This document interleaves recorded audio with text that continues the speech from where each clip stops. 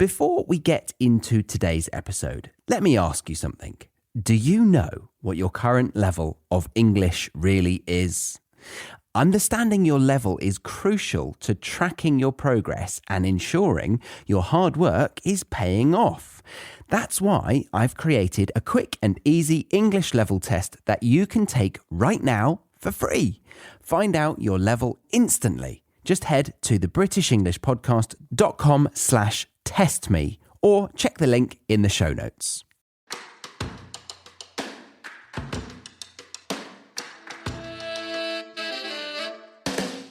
Welcome to the British English Podcast, everybody. Today's episode is a special one for me because I am sat opposite my good friend Matthew from university that has been in my life for over 12 years now? Longer. It's longer than 12. And we are going to be talking about Matt's life generally, but more specifically about his existence in London. He's been around the world, but he's spent quite a few years in London. How many years would you say? I think it's 8. 8 years. It might be 9. Might be 9 years. 8 or 9 years of knowledge in the big smoke. In the big smoke. Smoke. And we're going to be going over a variety of topics. We're going to be comparing where he has lived in previous years. We're also going to be giving you, hopefully, some valuable advice for anyone looking to fit in quickly in London. Yeah, you don't want to be a bloody tourist, do you, in London? That's the worst. Oh, God. And then insights into the typical Londoner's lifestyle, how living in this vibrant city has shaped Matt as a person as well. Yeah. Has it shaped you, would you say? I think it has left quite a large imprint. Okay. On my perception of the world. Nice. Yeah. And then we're also going to go into some memorable experiences that Matt has had, including an experiential theatre that he went to a year ago now. Yeah, last year. Last year. And then another intriguing night out that you went to quite recently in a sheriff's town, was it? Yeah. Similar, actually. Okay. Yeah, very similar experiences, yeah. And then, if we get time, a little bonus segment where we stereotype some of London's most iconic neighbourhoods and just have a little bit of fun with it. Yeah, I hope we do get to the stereotypes. Yeah. We will. We will. Okay, so how are you? I'm very, very well. What I like is that being on the podcast has made you call me Matthew and not Matt. Yeah, I don't normally call you Matthew. It's interesting. I think it's like with my dad, he wants me to call him Daddy. Ooh. But I call him Father in front of people. Those are both weird. Well, it's kind of like a sort of father, kind of tongue-in-cheek kind of. Have you ever wondered if you're making real progress in your English learning journey? Knowing your level is the key to recognizing your improvements. I have a fantastic tool for you, a free English level test that gives you an instant result. Take a few minutes now to discover your level and continue your learning journey with confidence. Visit thebritishenglishpodcast.com/testme or click the link in the show notes to find out your level of English today. Yeah. It's weird though, isn't it? Do you up the Surrey accent when you say it? Is it like a father? Father. Yeah. Like you grew up in a castle. Exactly. And like the common dad. Yeah. So it's the same with Matt versus Matthew. Yeah, Matthew does have a nice flow to it. Matt, it's quite a boring It's name. just like you open your mouth, isn't it? It's like you just blurted out a name. Yeah. Matt. No, I've actually liked the word Matt in my life as a name, not just the word. One of my good friends from my primary school was a Matt, and I was quite envious of it. Really? Yeah. I've never really vibed with it, if I'm honest. Really? Yeah. Never really felt like a Matt. Oh, right. Yeah. What would you like to have? I think my brother got the better of the two names. Yeah? Yeah, I think so, yeah. What was that? It's James. James. James, which is nicer. It's a solid English name. It is, for sure. yeah. Charlie's good. I quite like Charlie now. Charlie is good. Yeah, I'm happy with it. Although lots of dogs are called Charlie. Yeah, also the shortened version, Chaz.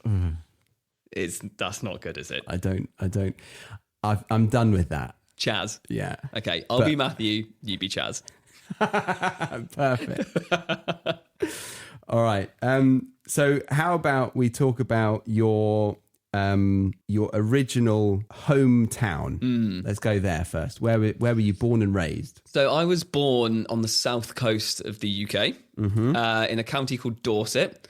Famous for, I would say, farming, not having any motorways, and not much else.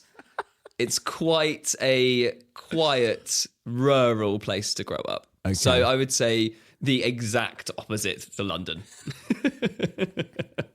Nice. But you were able to do quite a few things that you probably wouldn't have been able to do if you had grown up in London. Like, I remember you famously telling me that as a teenager, you jumped over hay bales that were on fire. Because that was a challenge that you kids did. Like, kids. Yeah. You teenagers. damn kids. Yeah. Much to the... Yeah. What age was this? Oh, I wasn't a kid. I was a mature adult. I was definitely responsible for what I was doing. And in the countryside, as you know as well, there isn't an awful lot to do apart from kind of drink and get into trouble. Yeah. And that's exactly what happened, is that I drank and then fell in a bonfire and you fell in it. Yeah. And went to... Were other people jumping over it? Oh, yeah, that's how I fell in it. Oh, yeah, you clattered into somebody. I did clatter into somebody. Oh, yeah. Yeah. And then we both fell in the fire and then went to hospital. Oh, God. Yes. Sorry, Mum. You had to come pick me up at 4 a.m. Take me to the special skin hospital after. Yeah. Not great. No. So, yeah, there was interesting experiences to be had. Yeah. I've not fallen in a bonfire in London. No, that's to be expected, to be honest. Yeah, but you do end up making up quite a lot of your own fun. Yeah, in the countryside. Yeah. Whereas in London, there's all of the distractions that you can think of. Yeah, almost too many. I agree with that. I agree, yeah. So you grew up in Dorset, and then where did we meet? We met in the metropolis of, well, that's what it felt like coming from Dorset, of Nottingham, didn't we? It did feel like a big city at the time. It did. I'd like to go back to see how small it feels now. I went back, I don't know, like 10 years ago. Oh, 10 years. Oh, so only a couple of years after, right? Yeah, like a few years after we graduated, and it was bleak. I would say it just felt like a big town. Like, yes. Yeah. Yes. That's probably what it would feel like, a big town. Yeah. My cousin went to it recently, and I don't have anything else to say. How was Nottingham? Well, I mean, I can't say that he thought that because he had our perspective, probably. Right. Because he has gone from a rural area too. Yeah. So what brought you to London after university? Did you go straight to London? I didn't. I spent 6 months working in Bristol and living in Gloucester in my granddad's bungalow with a friend. And when we drove into Bristol every day, and I worked at I want to say a PR company. Okay. Which was, fine. It was a job. And then got a job in London and immediately said, I quit, I'm leaving Bristol, and then packed up the Toyota Corolla and drove it straight to London. I was actually looking at Bristol recently as another city to go to. Do you not recommend it? No, actually, I do recommend Bristol. Yeah. Shout out to Bristol. Okay. It's, I would say, the second best UK city. Interesting. Yeah, it's cool. It's got a cool kind of like atmosphere, lots of art. It's got a good music scene. Nice. Bristol's nice. Yeah, Bristol's nice. It's not London, but it's nice.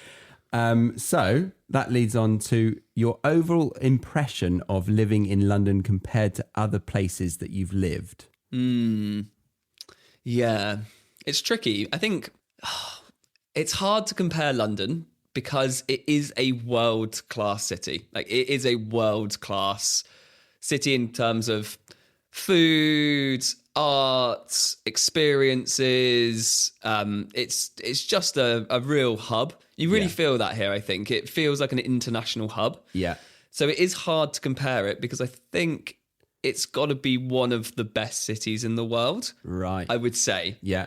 But being from the UK and London being in the UK, there's not as much kind of excitement around it as, say, a city abroad. Right. Because it's very British. Yes. And you speak the language. You know all of the kind of cultural cues and prompts. There's not that same level of exploration and surprise that you get from a city abroad. Yes, that does make sense. Do you find that? Yeah. Oh, yeah, massively. So to put this in perspective, you were in London for 3, 4, 5 years? Like 4 years, I think. 4 years. Yeah. And then you moved somewhere very different. Yeah, to Shanghai. For 3 years, pretty much. And why did you move to Shanghai? I went to Shanghai with my girlfriend, Lauren. She wanted to move out to China. I had been traveling in China, liked it a lot, and ended up studying out there, which was great. Yeah. An awesome experience. Nice. Yeah. And we came home just before COVID hit, which was perfect. Yeah, that is some shrewd decision making. Yeah. Okay, so you moved back from Shanghai how long ago now? I'm not great with dates. I think it's 6 years, yeah. So you've had 6 more years in London. Yep. And did you feel different to it prior to Shanghai and post Shanghai? Yeah, definitely. I think there's a lot you take for granted when you live somewhere and then you move away. There are certain things you're like, that's actually great about that city. And then there's some things that you compare and you're like, that's quite shit about that city. Yeah. Have you found that? Yeah. I mean, it's very stupid to say, but I really don't like not being on the coast. Yeah. But you can't really blame a whole geography for that. Yeah, I think London's old as well, right? Which is great because you have like lovely architecture and, you know, it feels historical and all that stuff. Yeah. But it also means all of the infrastructure is hundreds of years old. Yes. The roads are all higgledy-piggledy. Higgledy-piggledy. You move into places that have been there like 400 years and are crumbling down around you. So there's definitely, the history is a good and a bad thing, I think. Yes, I can understand that. Do you take advantage of the art and the museums, that kind of world? I think after university you were big into that. Are you still? Yeah, I think there's definitely a saturation point that happens with London, like museums and art. Yeah. It's lovely. It's world class again. Yes. But do you want to spend your Saturday surrounded by like loads of lost tourists? Maybe not. And there's only so many times you can go to the Science Museum. I think it's 5. I think 5 is the maximum amount of times that you can go to the Science Museum. After that, it's diminishing returns. Okay, that's nice. And I mean, are you going like you? I'm a bit of a Philistine with all this because I find it all quite boring. I think science museums I could geek out in. Yeah. But I went to the Natural History Museum the other month with Harry. Yeah. And got in for free. It's free. Yeah, it's all free. Incredible. Yeah. And saw the big whale fossil. Yeah. Above. Amazing. Quite a few other amazing things. And then you get into the smaller rooms and they're all quite samey. It's like, yeah, wow. Like that, there's no contrast in the feeling. It's like all old, impressive, wow. And that wow is not how you want it to resonate, truly. I mean, the enthusiasm can be summed up with, yeah, wow. Yeah, wow. Sure. I hate going to a museum and being like, here's a sword. And you're like, yeah. And like, here's a, I don't know, amazing fossil. And you're like, yeah. And they're like, here's 5 rooms of pots. What? And you're like, oh, I think like as in ceramics. Yeah. You're like, yeah. I don't care about the old pots. Does anyone going in and being like, can't wait to see the pots? I know some people. I reckon the people that watch, what's the guy from Blackadder called that then turned... Rowan Atkinson. No, the other one. John Cleese. No. Baldwin. Baldrick. Baldwin. So close. I don't... yeah. No, Tony Robbins. Tony Robbins, the... Time team. Tony Robbins is the big kind of... No, that's Tony Robin... No, oh, sorry. Tony Robinson. Tony Robinson. Yes. Is he on Time Team? Yes. I've never watched Time Team. No, I haven't either. I did some research on it recently. Oh, yeah, Baldwin.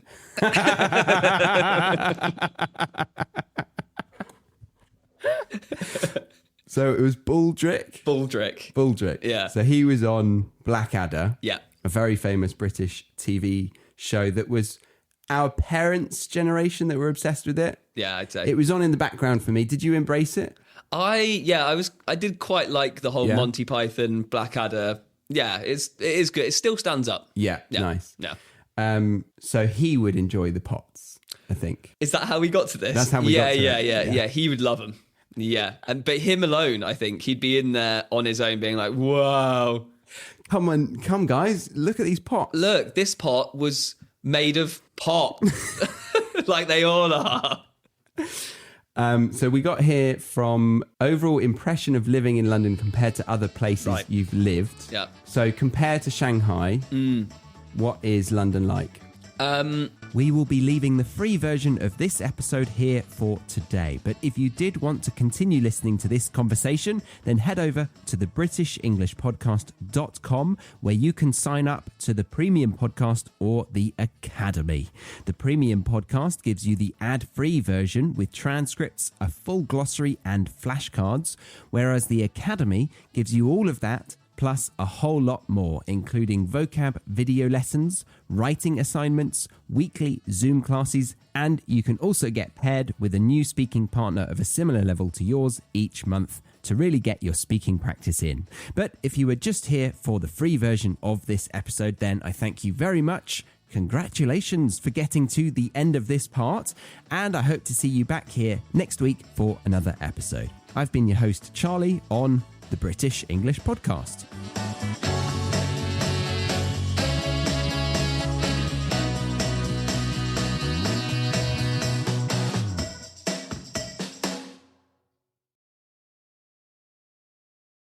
Thank you for listening to today's episode. Before you go, make sure you know where you stand in your English learning journey. I've created a free English level test that you can take right now to find out your exact level. It's quick, easy, and gives you instant results. Head to thebritishenglishpodcast.com/testme or check the link in the show notes. Because tracking your progress helps you stay on track. We can't use track twice, guys. No, let's do that again. Yep, we don't have time. Oh. All right, we'll just delete this last sentence then.